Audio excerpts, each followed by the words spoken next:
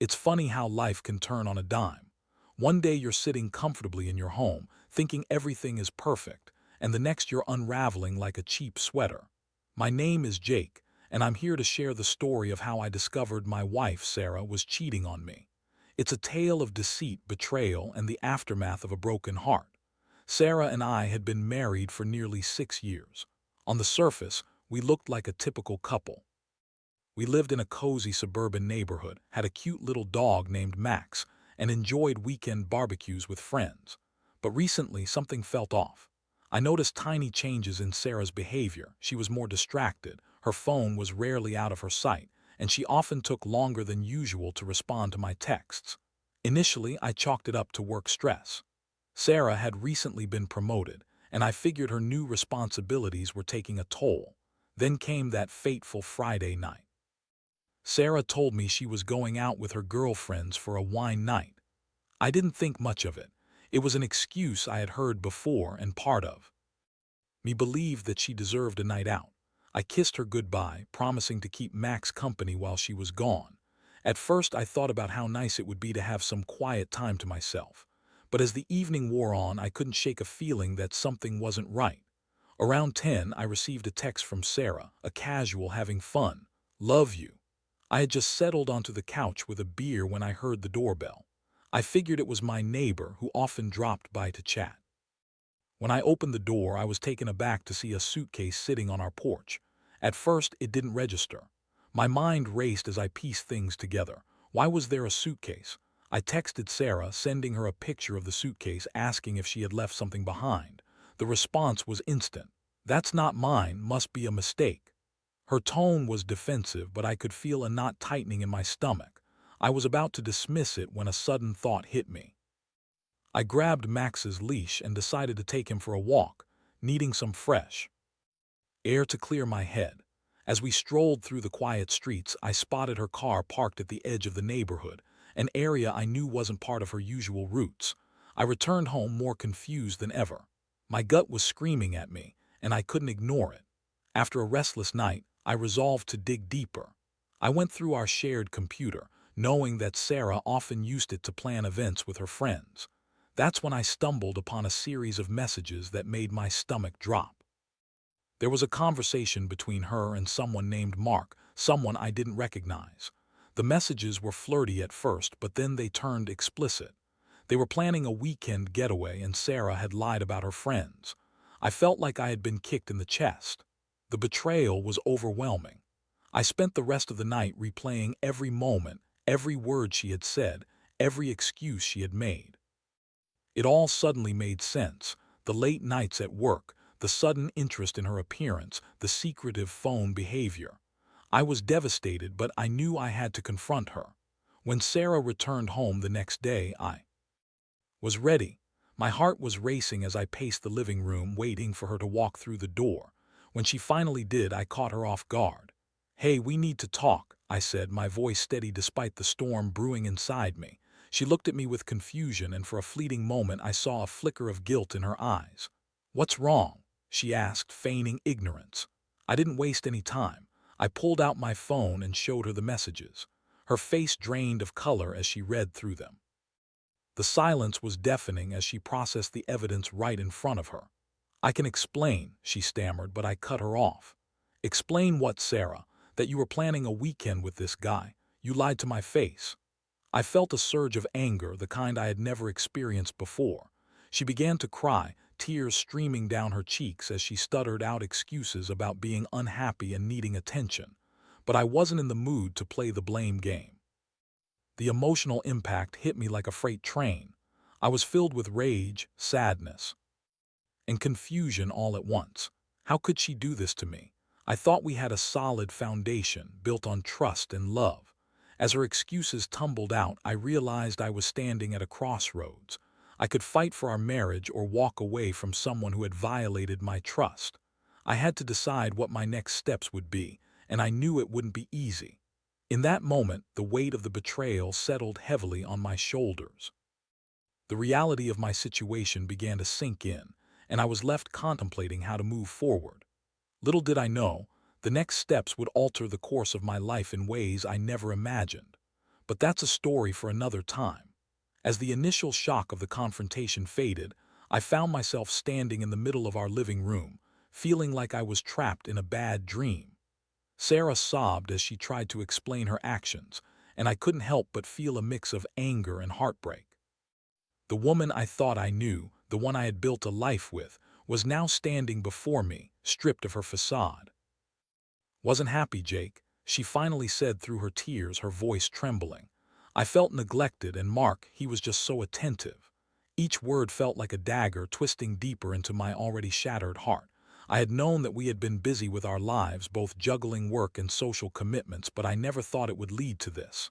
"Attentive? Is that what you call it, cheating on your husband?" I shot back, unable to contain my anger. "You didn't even think to talk to me, to communicate how you felt." My voice rose, fueled by a combination of pain and disbelief. "I didn't think you'd understand. You've been so consumed with your job, and I felt so alone," she pleaded, her mascara running down her cheeks. "Mark, he was there for me when you were." I stepped back, feeling my stomach churn. "So instead of talking to me, you decided to sleep with him. That's your solution." I couldn't process how she could justify her actions. The betrayal felt like a personal attack. It wasn't just about infidelity. It was about the trust we had built over years, about the life we shared. The conversation spiraled, with Sarah offering weak excuses and half-hearted apologies. I listened, but part of me had already begun to shut down.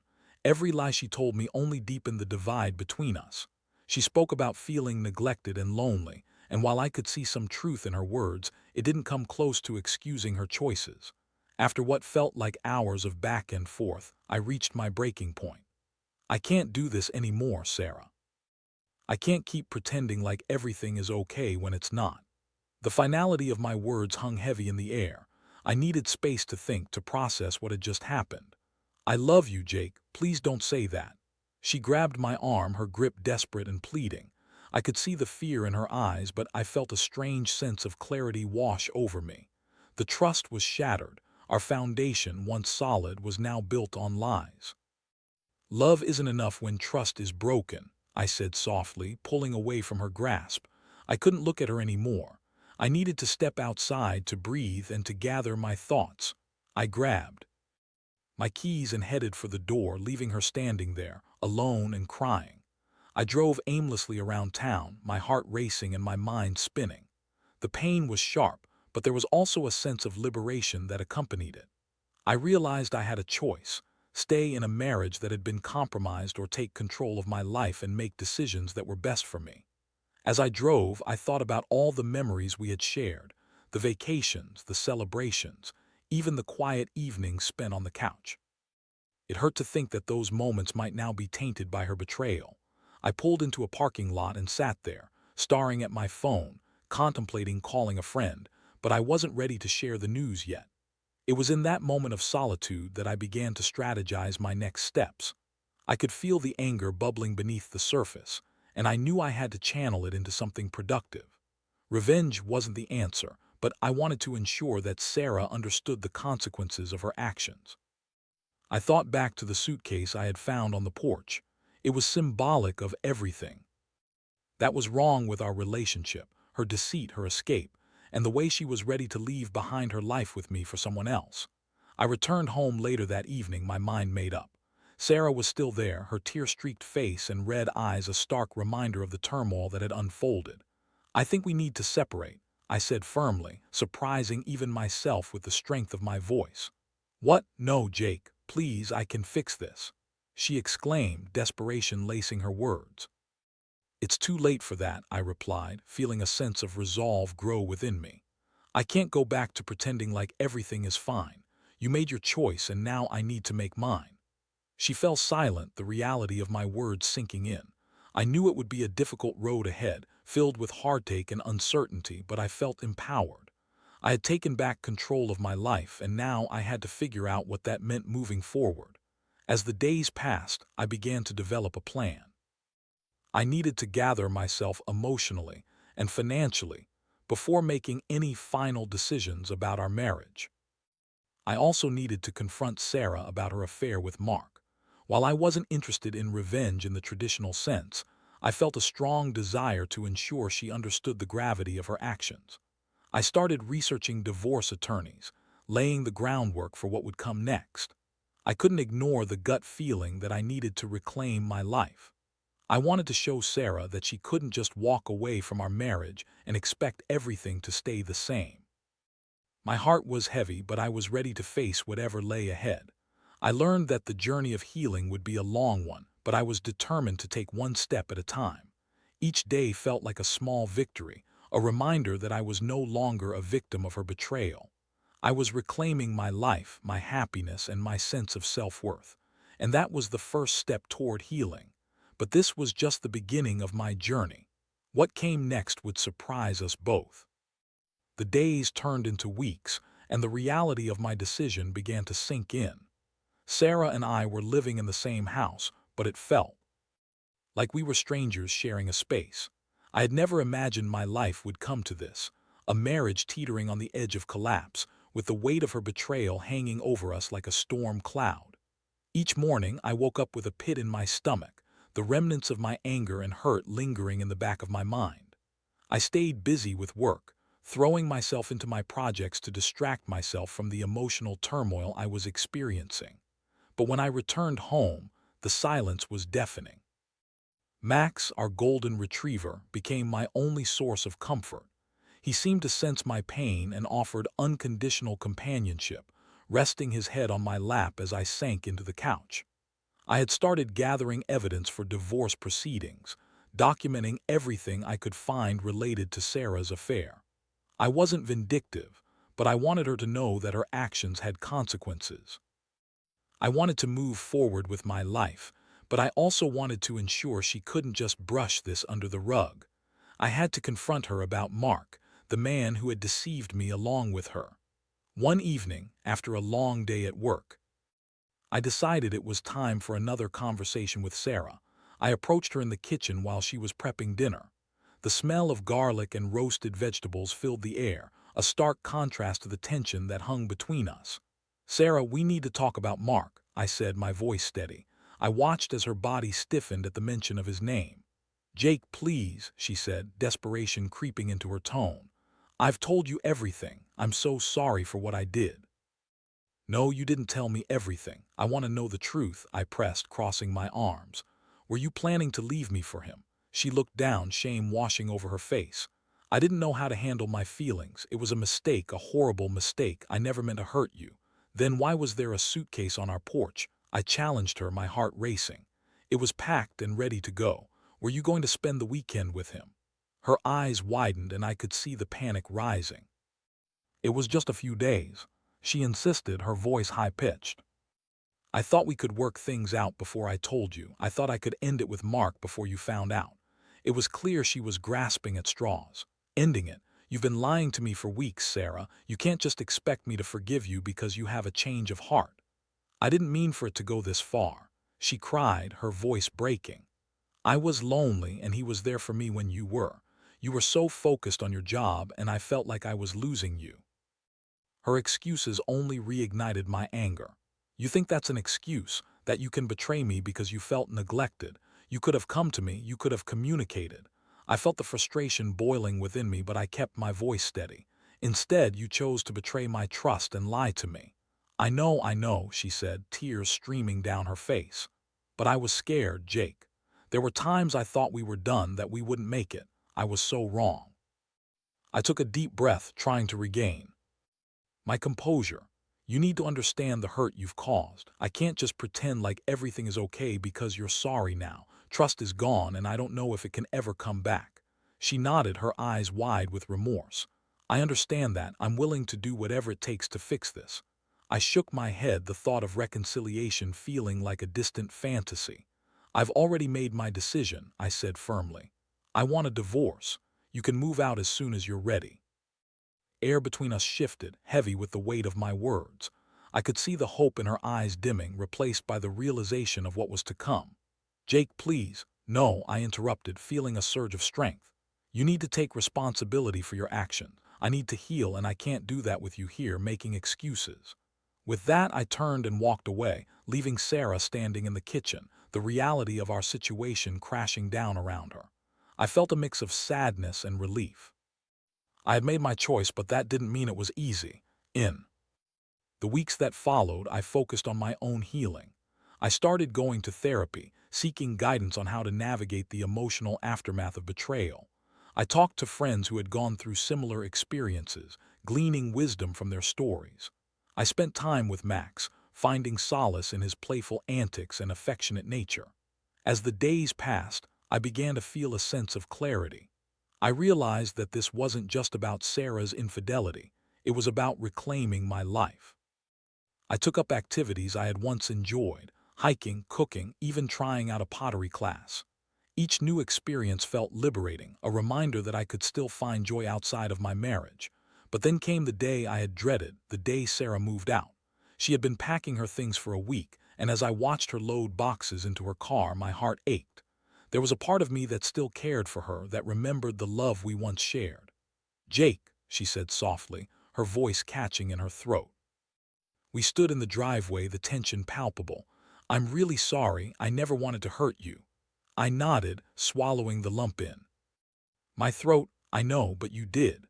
Her eyes filled with tears again, and for a brief moment I felt the weight of our history pressing down on me, but I also felt a sense of relief. This was the end of one chapter and the beginning of another. "Goodbye, Sarah," I said, forcing a smile. "I hope you find what you're looking for." As she drove away, I stood there feeling a mix of emotions, sadness, anger, and finally, a glimmer of hope. I had a long road ahead of me, but I was ready to take it one step at a time. I knew that healing would take time, but it was a journey I was finally prepared to embark on. And with that, I began to understand the strength I had within me, ready to embrace the future. Little did I know, the next steps would challenge me in unexpected ways. As the weeks turned into months, the reality of my situation began to settle in. Sarah was officially out of the house, and I was left to navigate the aftermath of our shattered marriage. I spent my days at work, pouring myself into my projects and my evenings finding new hobbies to fill the void. I was determined to reclaim my life, but there were still moments when I found myself bombarded with memories of Sarah, the laughter we shared, the dreams we had, and the love that once felt unshakable. Therapy sessions became a crucial part of my healing process. My therapist encouraged me to express my feelings and to confront the anger, sadness, and confusion that lingered. I talked about the nights I spent waiting for Sarah to come home, the countless excuses she made, and the betrayal that cut so deeply. I also explored my self-worth and the realization that I deserved better. One day during a session, I was struck by a particular realization. "I've been focused on everything Sarah did wrong, but what about me?" I asked my therapist. How could I have missed the signs? Was I so wrapped up in my work that I ignored our relationship? She encouraged me to reflect on the relationship as a whole, both the good and the bad. "It's important to acknowledge your role in any relationship, Jake," she said. "But remember, her choices are not a reflection of your worth." It was a valuable lesson, one that made me understand that while I may have contributed to the distance between us, Sarah's decision to cheat was entirely on her. As I began to let go of the anger, I also found myself craving closure. I wanted to confront Mark, the man who had interjected himself into our lives and shattered my marriage. I was done with feeling powerless, and I needed to take control of this situation. One afternoon, I decided to search for him online. It didn't take long to find his social media profiles. He looked like a typical guy, handsome, fit, and with that confident charm that made him seem completely unrepentant.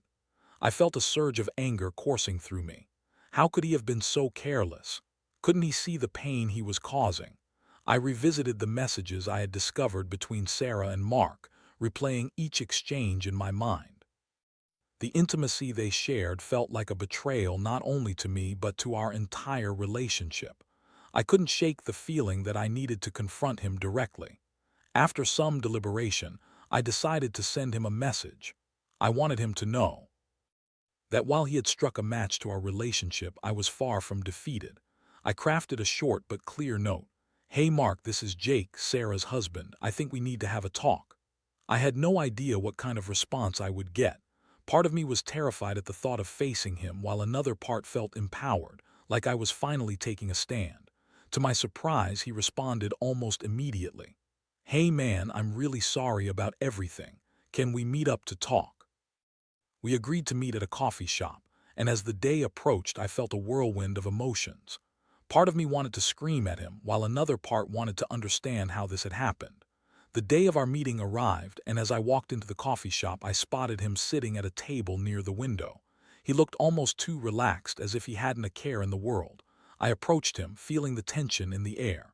"Jake," he said, standing up to shake my hand. "Thanks for meeting. I know this must be tough for you." I sat down, my heart racing. "Tough is an understatement," I replied, keeping my voice steady. "You do realize you played a part in ruining my marriage, right?" "I know," he said, looking somewhat remorseful.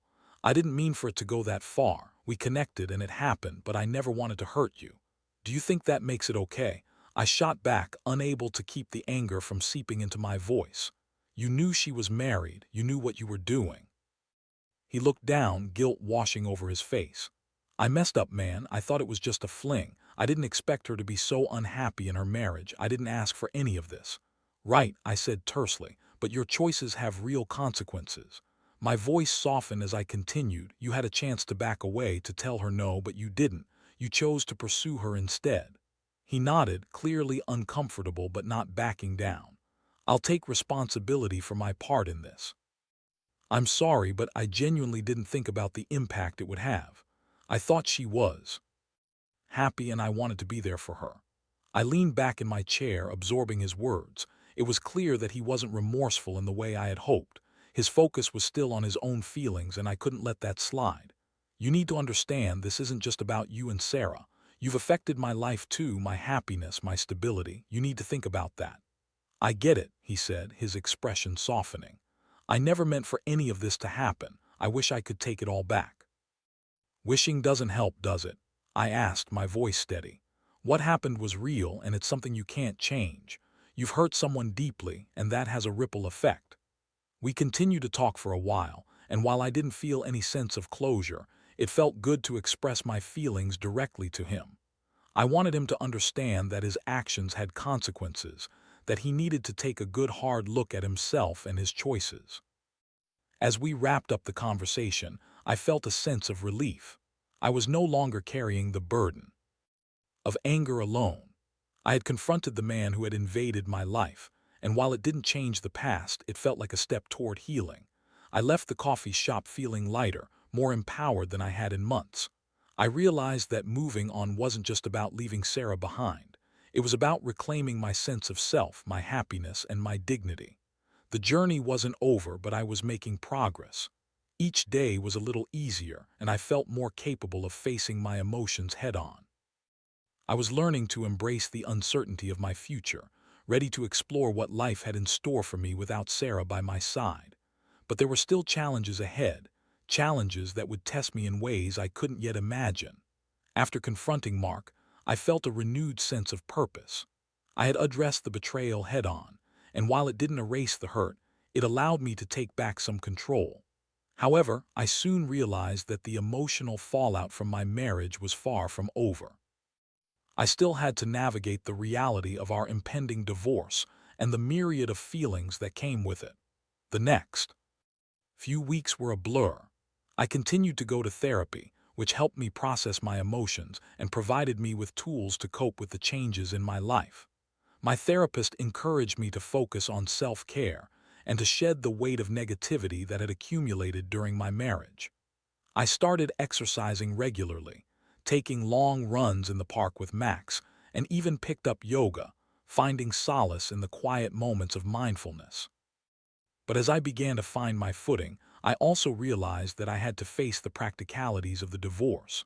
I consulted with a divorce attorney who explained my rights and the process involved. It was a surreal experience, sitting in the lawyer's office and discussing the division of assets, alimony, and other legalities. I felt like I was stepping into an unfamiliar world, one filled with uncertainty and potential conflict.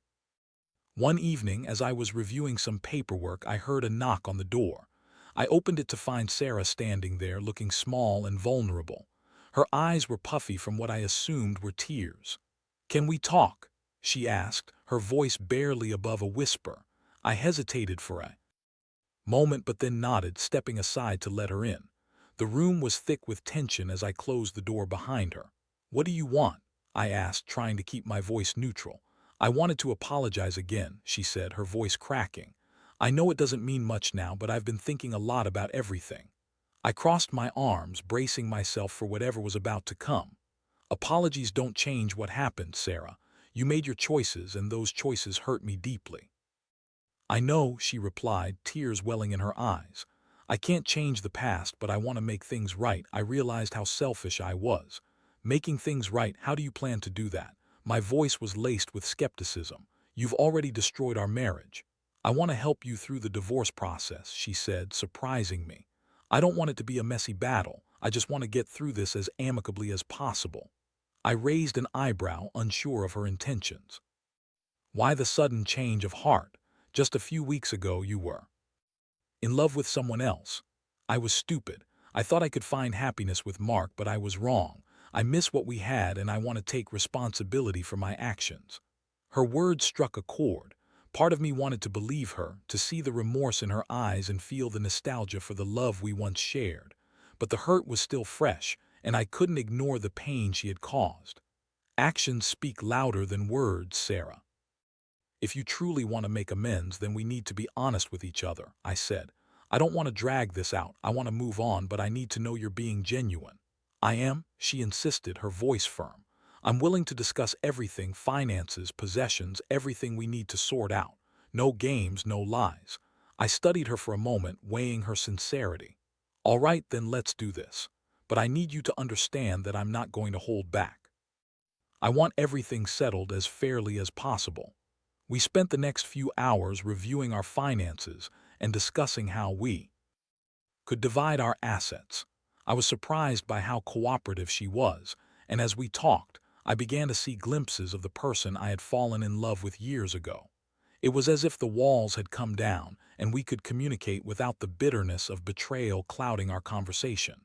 By the end of the evening, we had reached a tentative agreement. It felt surreal to think that we were actually working together in this way, but I knew it was essential for both of us to move forward. As she left that night, I felt a mix of relief and sadness. We were finally on the path to closure, but it was a reminder of the life we had built together, one that was now in ruins. The weeks that followed were a whirlwind of paperwork and discussions, but I felt a sense of calm in knowing that we were handling things maturely. Sarah and I kept our communication open, discussing the logistics of our separation while still maintaining a level of respect for one another. I found it surprisingly therapeutic to approach the situation with a level head, allowing me to process the loss more effectively. As I continued to focus on my own healing, I found myself growing more confident and self-assured. I resumed my hobbies, explored new interests, and even began to socialize with friends again. Friends who had supported me through this journey became my pillars of strength, reminding me that I wasn't alone in this. They celebrated my small victories with me, from running my first 5K to completing a pottery project I had started. But there was still a part of me that hadn't fully let go of the past. I was struggling with feelings of loneliness, especially during evenings when all I had was the sound of Max's gentle snores to keep me company. I knew I needed to face those feelings, to embrace the uncertainty of my future and find joy in the moment. One evening, as I sat on my couch scrolling through old photos on my phone, I came across a picture from one of our vacations. A wave of nostalgia crashed over me, and I felt a familiar ache in my chest. I missed the adventures we had shared and the intimacy that had once defined our relationship. But then I reminded myself of the betrayal, the lies, and the pain that had followed. That's when I realized something important. I wasn't just mourning the loss of my marriage. I was also letting go of the idea of who I thought Sarah was. I had to accept that she had changed, and so had I. Embracing that realization was liberating. I began focusing not on what I had lost, but on the potential for new beginnings. I started to plan a solo trip, somewhere I had always wanted to go, a place where I could reflect and recharge. It felt like the perfect way to close the chapter of my life with Sarah and open the door to new experiences. With each passing day, I felt lighter. I was healing, adapting to this new life and learning to embrace the unknown. It was a journey towards self-discovery, and while the road was still filled with challenges, I was finally ready to take the next steps, no matter where they might lead. But just as I was finding my footing, life had one more unexpected turn in store for me. As I prepared for my upcoming trip, I felt an exhilarating sense of anticipation. It had been a long time since I had done something just for myself, and the thought of exploring new places filled me with hope.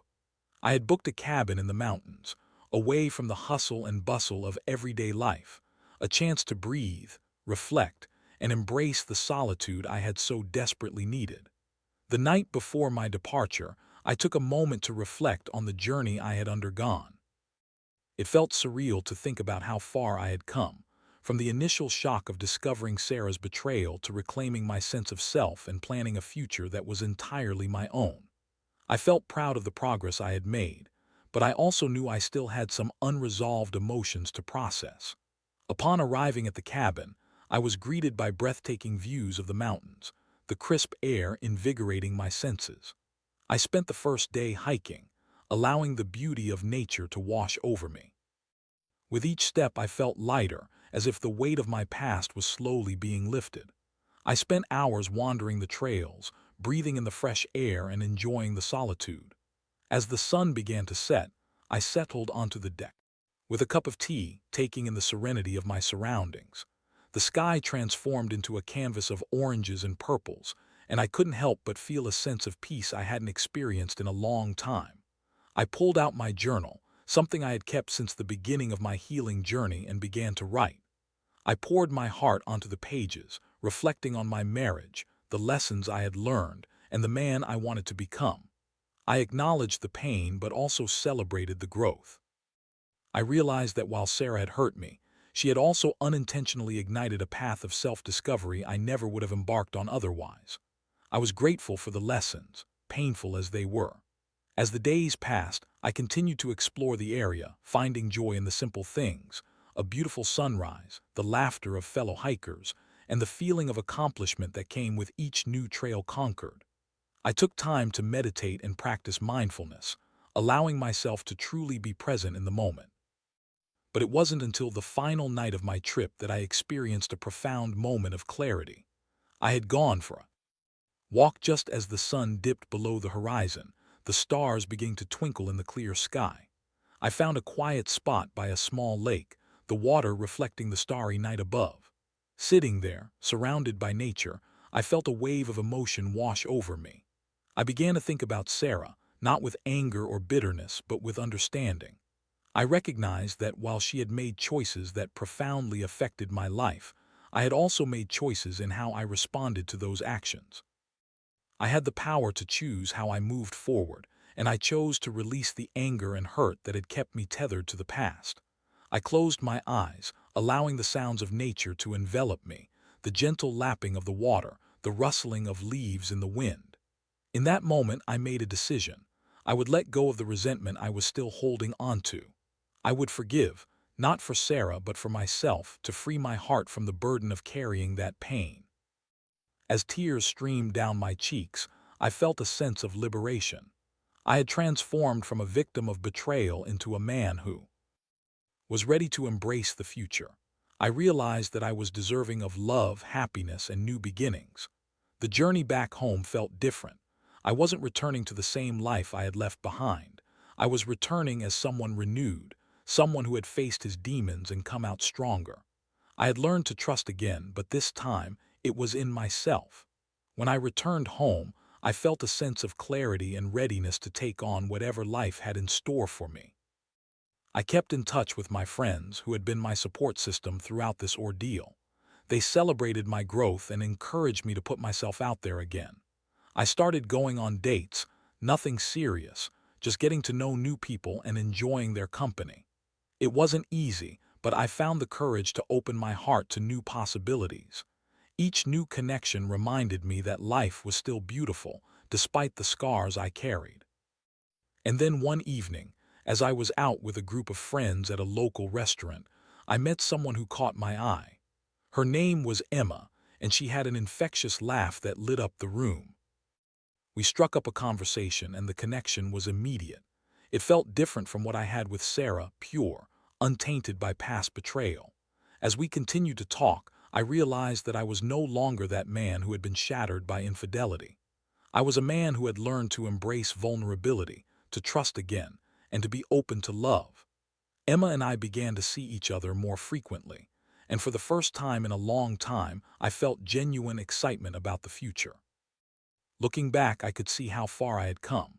I had faced one of the most challenging periods of my life, but it had transformed me in ways I never expected.